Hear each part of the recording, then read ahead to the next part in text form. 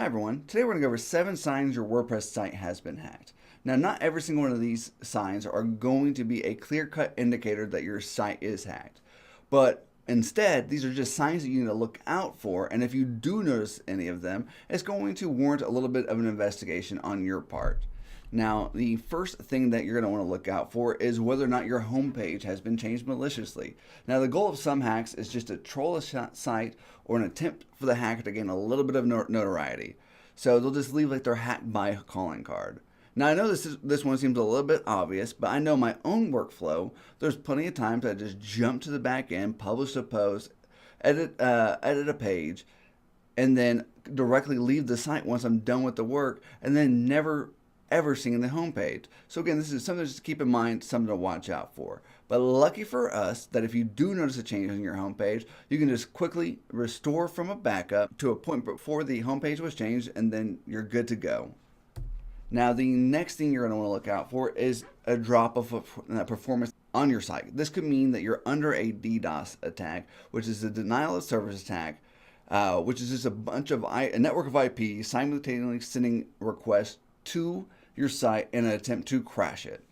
Now, one thing you can look at is your access logs to see if you have an unusual amount of action or activity happening on your site.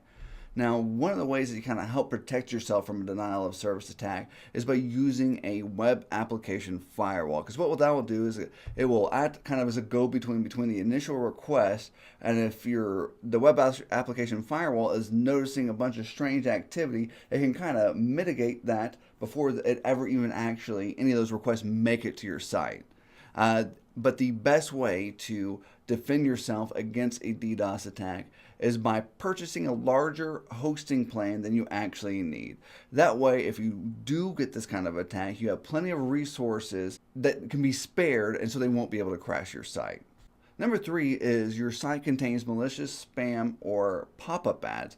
Now, this one can sometimes be a little bit difficult to see because a lot of times what will happen is that the script will recognize logged in IPs, so anyone who's ever logged into the site will never see the spam or the pop-up ad.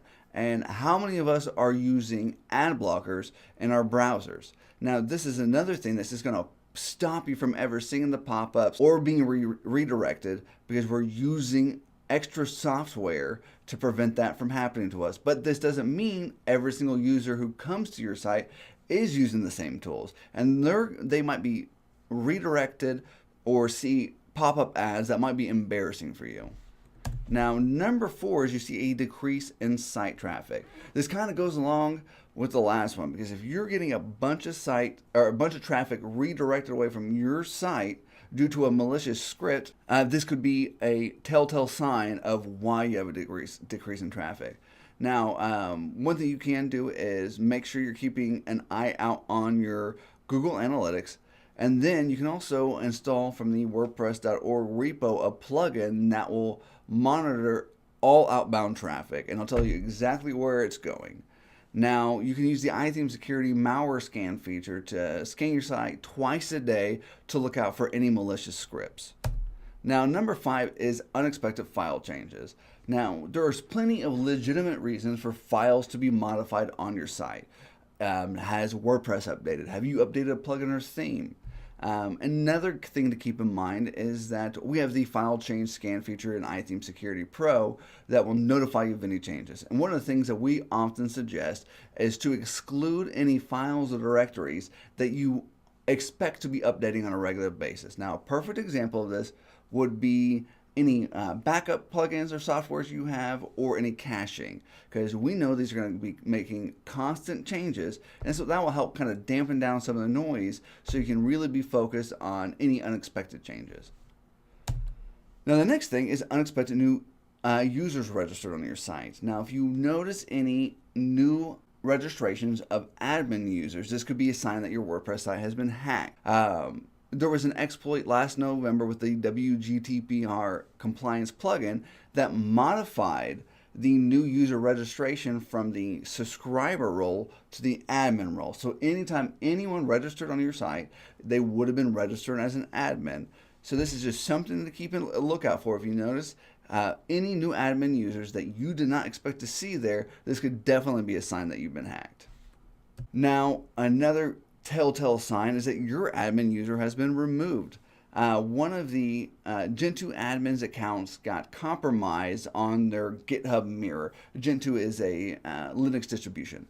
And on their GitHub site, the mirror of their GitHub site, after that user was compromised, the first thing the hacker did was remove all the other admin users. That way they were the only one that could make changes to the site. One of the other problems that Gentoo had was they didn't have a recent backup, so it took them longer to gain back control of their site. But if this happens to you, again, you can just restore back to a point prior to the attack. Make sure you get your identify the point of entry, get your site patched, and that can take care of that. Now, I'm also including a couple of links in the description of this video.